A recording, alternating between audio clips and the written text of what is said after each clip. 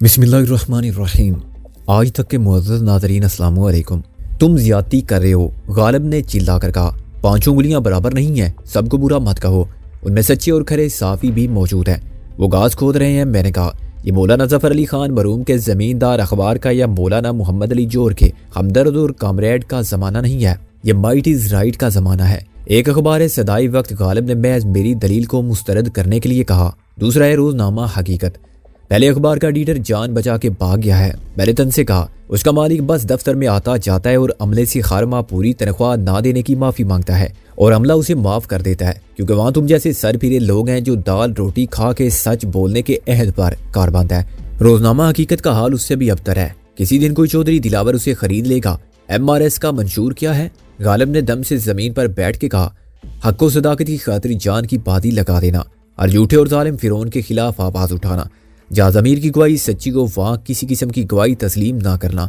असर और रसूख और दौलत की ताकत के बल पर इंसाफ को गुमराह करने और सज़ा से बच जाने वालों को अपनी अदालत में इंसाफ से कानून के मुताबिक असर और रसूख और दौलत की ताकत के बल पर इंसाफ को गुमराह करने और सज़ा से बच जाने वालों को अपनी अदालत इंसाफ से कानून के मुताबिक सजा देना और उस पर अमल दरामद करना। एक बेकिरदार माशरे की बदनाम पुलिस और कमज़ोर निज़ाम अदल की बजाय अपने वसाइल, अपनी कुव्वत बादू और अपने खुदा की ताईद पर भरोसा करना। मैंने कहा, तो मैं इस मंशूर के मुताबिक MRS से वफादारी का हल्फ उठाता हूँ। गालिब ने हाथ उठा के कहा, कसम मौला की, हम तो पहले ही साथ थे। डैडी ने कहा, लेकिन हम भी आज हल्फ उठाते हैं। फिर उसने हाथ उठा दिया। MRS के चेयरमैन तुमको मुसाफे का शर्फ बख्शते हैं। मैंने गालिब से हाथ मिला के कहा, वक्त आने पर तुम दोनों को मुअज़्ज़ज़ अरकान से मिलवाया जाएगा, जिनमें मिस राबिया कारी, शैला खानिम और एक गैर सरकारी रुकन मिस नाज़ली हैं। MRS के 7 अरकान की तरफ से मैं खुद को चेयरमैन नामजद करता हूँ और तुम्हारा तख्ता उलटता हूँ। मोहसिन ने कहा, आप पूरे नहीं उतर सकते इसलिए मैं आपको उलटता हूँ। मैंने मोहसिन को बड़ी फुर्ती से उठाया और सर के ऊपर से पलंग पर फेंक दिया। गालिब दम बखुद बैठा रहा। उसकी नजरें मुझे हैरत से भी देख रही थी और सताइश के जज्बात के साथ भी। टैडी हंस रहा था क्योंकि मोहसिन एक हिचकी लेकर यूं साकत हो गया जैसे चेयरमैन बनने की हसरत दिल में लिए दुनिया से किया। अभी तो मैं अपने एडिटर से निमटने जा रहा हूँ। गालिब ने कहा, शाम को कहाँ मिलोगे? इसी जगह। मैंने कहा, लेकिन ख्याल रखना, राजदारी अब तुम्हारे लिए शर्त अव्वल है।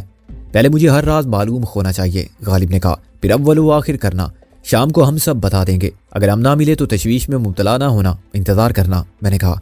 गालिब के जाने के बाद मैंने मोहसिन को मंदिर से होने वाली गुफ्तगू सुनाई। मोहसिन ने इत्तफाक किया फिलहाल राबिया का साथ ना होना हमारे लिए बेहतर है, लेकिन ये भी ख्याल जाहिर किया कि शायद राबिया ना माने। दिलावर अपनी कामयाबी पर बहुत मसरूर होगा। मोहसिन ने कहा, खुशी से बगलें बजा रहा होगा। बजाने दे, वक्त आएगा तो देखना हम क्या करते हैं। मैंने कहा, इस आर्दी फतेह ने दिलावर को फिर अपनी ताकत के गुरूर में मुब्तला कर दिया होगा। वो खुद को हमसे ज्यादा चालाक, अपने असर और रसूख को हम पर हावी समझता रहे तो ज्यादा अच्छा है।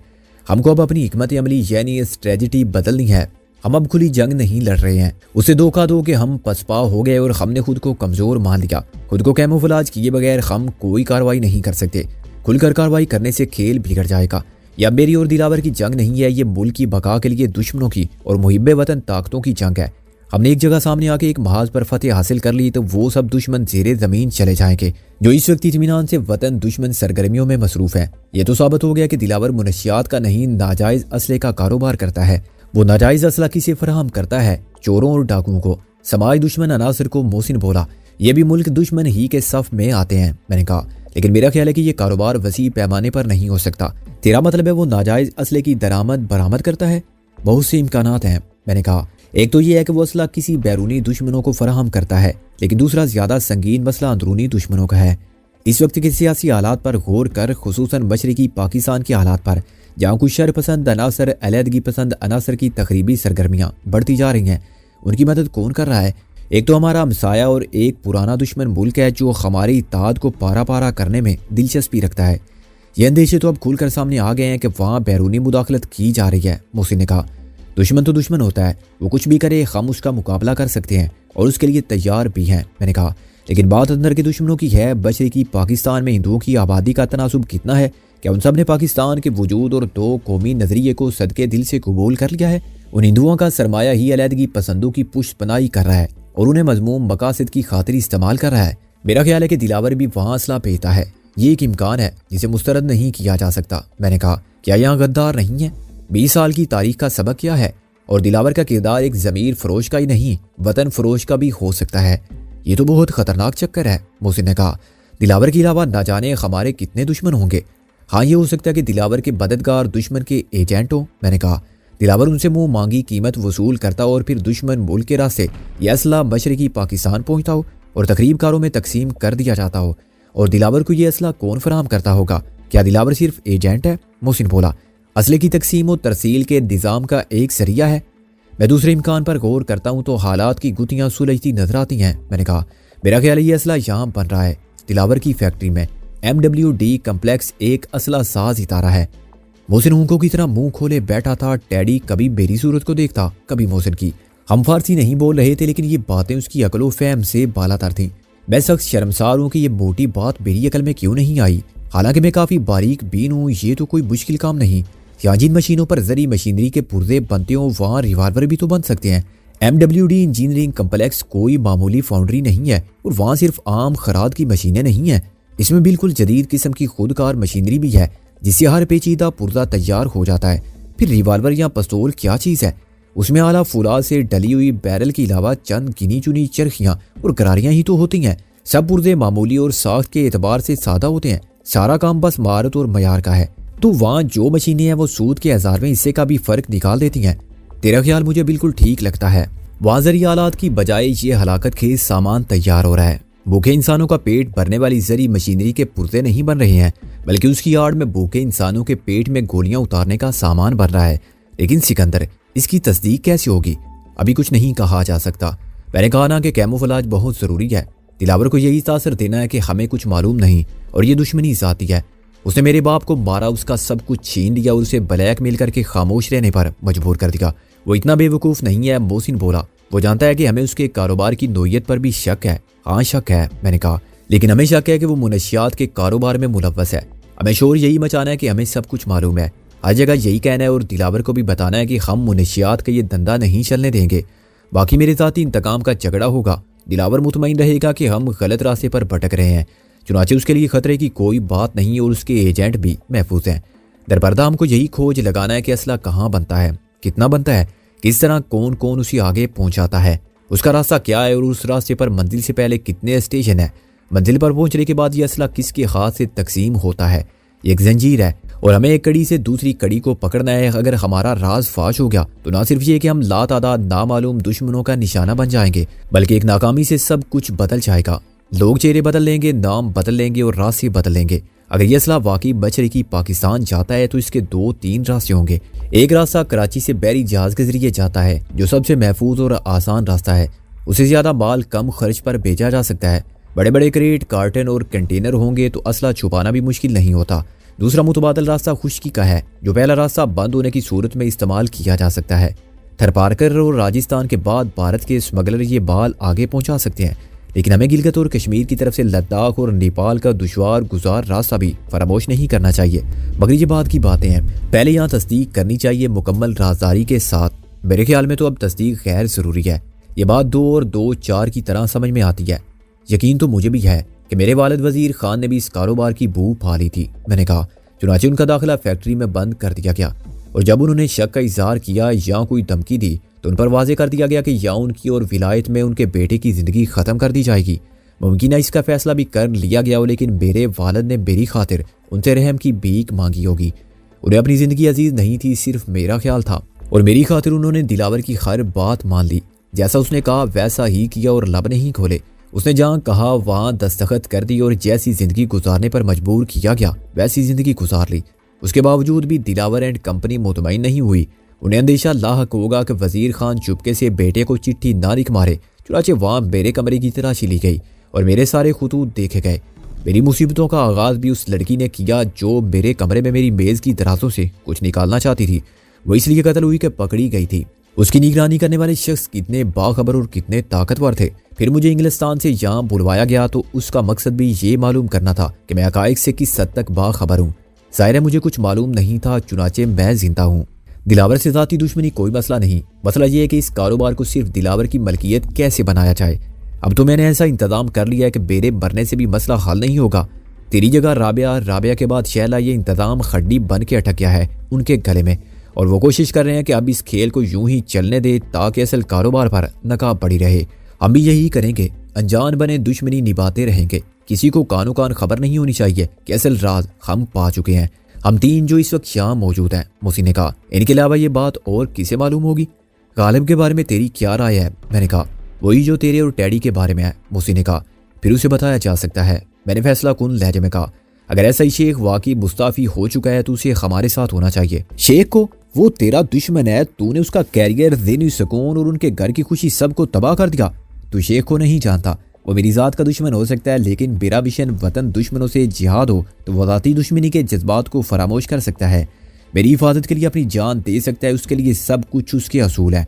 वो अदाए फ़र्ज के मामले में इंतहा पसंद है। वो एक इंतहाई मजबूत सारा साबित हो सकता है, बशर्ते के मैं और वो ज़ाती सतह से हटकर एक अजीम तर मकसद की खातिर इकट्ठे हो जाएं, और ये मुमकिन है। उसने तो पुलिस फोर्स में भी इसी अदम और यकीन के साथ शिरकत की थी। वो अपनी तमाम तवानाई बदी के खिलाफ जंग करने और लोगों को कानून की मदद से तहफ़्फ़ुज़ फराहम करने में सर्फ कर देगा। उसे शिकस्त इसलिए हुई कि वो खुली जंग लड़ रहा था, और कानून के दुश्मन इसलिए ज़्यादा ताकतवर हो गए थे कि खुद कानून के मुहाफिज उनके पुष्ट पना थे। हमारा मकसद भी मुख्तलिफ नहीं है, वो ज़हीन भी है, ये बात समझ लेगा, मगर फौरी तौर पर उससे राब्ता कायम करना ज़रूरी नहीं है। राबिया को जब तक ये बात मालूम ना हो ठीक है, लेकिन बिलाखिर उसे शरीके राज करना पड़ेगा। वो साबित कर चुकी है कि हिम्मत, हौसले, कुव्वत बर्दाश्त और सब्र व इस्तकामत में वो लाखों मर्दों से बेहतर है।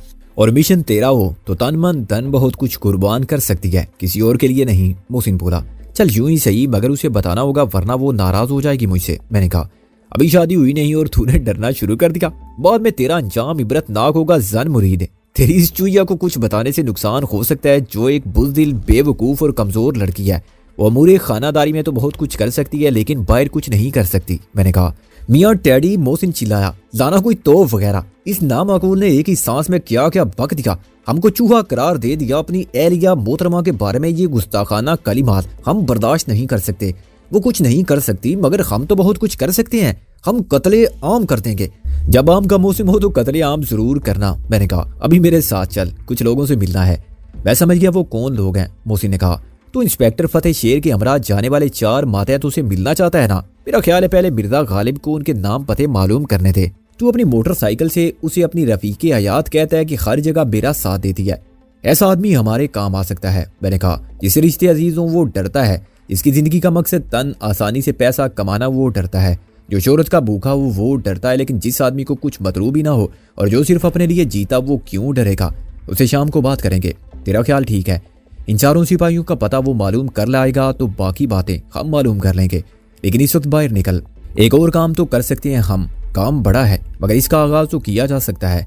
अलीउद्दीन ने भी कसरे जमशेद के नीचे एक सुरंग की मौजूदगी की तस्दीक की थी, जो तय खाने से किसी दूसरी जगह निकलती है, जहाँ से एक ट्रक माल लेकर रवाना होता था।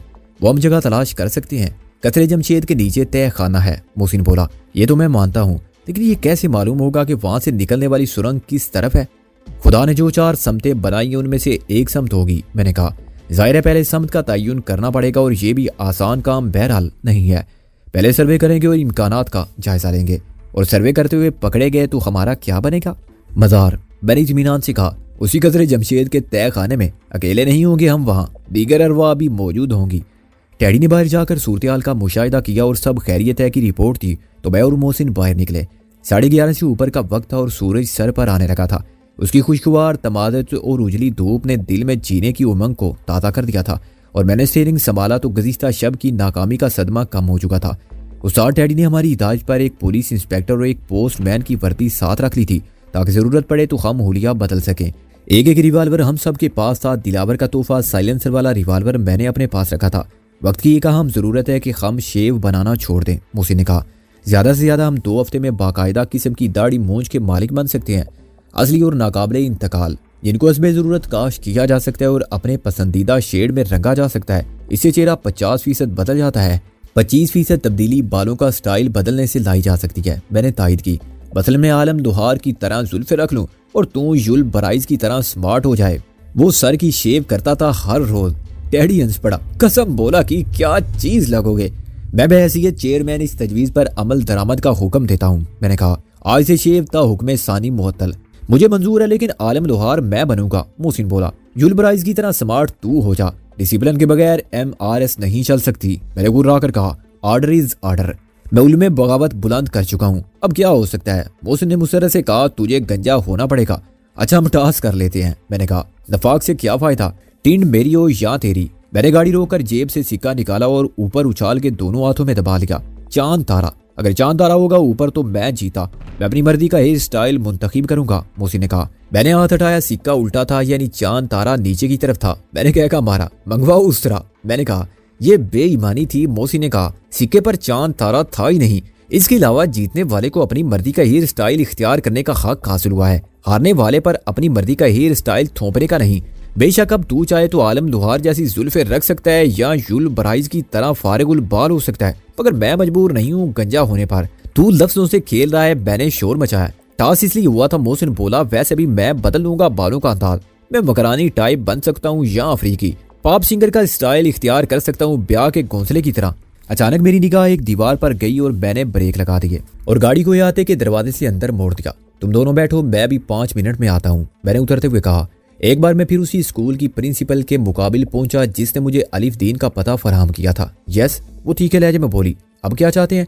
मैंने अलिफ दीन का पता तो दे दिया था तुम्हें, वो पता गलत था। मैंने इत्मीनान से कुर्सी घसीट कर बैठते हुए कहा। प्रिंसिपल की तेवरियां चढ़ गई, क्या पता गलत था? तुम जानते हो मैंने खुद रजिस्टर से लिख कर दिया था, उससे क्या साबित हो सकता है? ये कि आपने पता दुरुस्त लिखा था, मैंने कहा। तुम्हारा मतलब है मैंने जानते बूझते तुमको गलत पता लिख कर दिया था? वो बिगड़ के बोली, नहीं, मेरा मतलब कुछ और था, मैंने कहा। मुझे अलिफ दीन वहां नहीं मिला था। फिर मैं क्या करूं? प्रिंसिपल चिढ़कर बोली। बेइख्तियार उसका हाथ घंटी की तरफ बढ़ा। मैंने घंटी उठा ली। मुझे वो पता दे दो जहां अलिफ दीन आज मिल सकता है, मैंने कहा। आज भी उसे वही होना चाहिए, और अगर उसने पता बदल दिया है तो मैं क्या जानूं कि वो कहाँ गया है। आपको अपनी बड़ी बहन के मुतालिक मालूम होना चाहिए कि वो कहाँ है, मैंने नरमी से कहा। मेरे अल्फाज का वही असर हुआ जो मैं चाहता था। प्रिंसिपल का रंग उड़ गया और उसके मिजाज का सारा करारापन रुखसत हो गया। वो शिकस्त खुर्दा और नर्वस नजर आने लगी। उसकी निगाहें मुझ पर जमी रही। वो आपकी बड़ी बहन ही नहीं, स्कूल की मालिक भी हैं, मैंने कहा, और रिकॉर्ड पर वो हेड मिस्ट्रेस हैं, हालांकि वो एक अनपढ़ खातून है। प्रिंसिपल आप हैं। तुम कौन हो और ये सब कैसे जानते हो?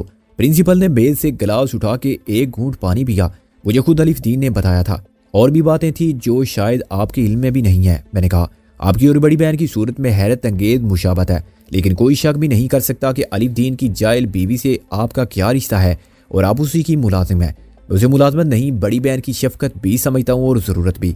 उसे स्कूल चलाने का कोई तजर्बा ना था और ना उसमें इतनी सलाहियत थी। वो कोई भी प्रिंसिपल रख सकती थी, लेकिन छोटी बहन तालीम याफ्ता हो तो सबसे बेहतर।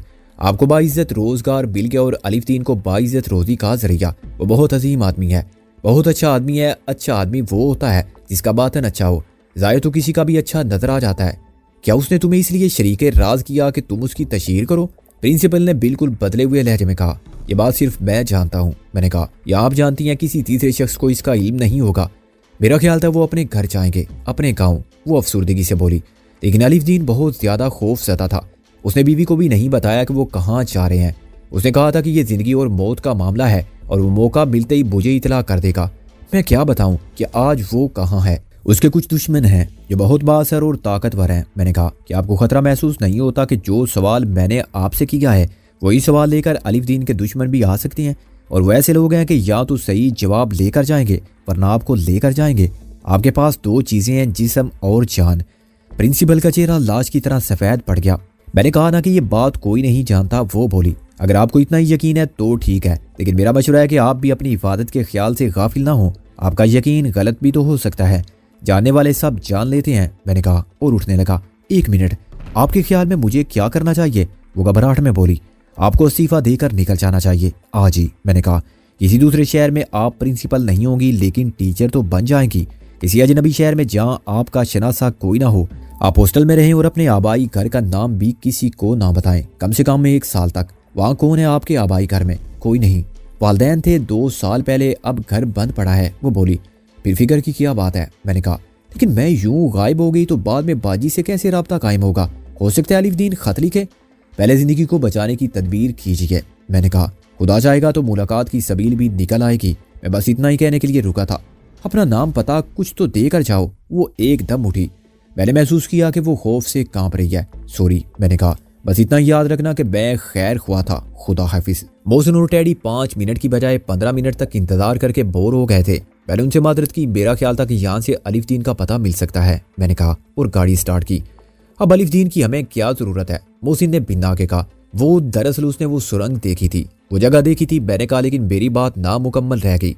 मैंने गाड़ी को तेजी से अंदर आते देखा और आखिरी वक्त में सामने से तसादुम को बचाने की भरपूर कोशिश की। गेट काफी बड़ा था, अगर पूरा खुला होता तो दोनों गाड़ियां खैरियत से गुजर जाती, लेकिन उसका एक लोहे का पट बंद था।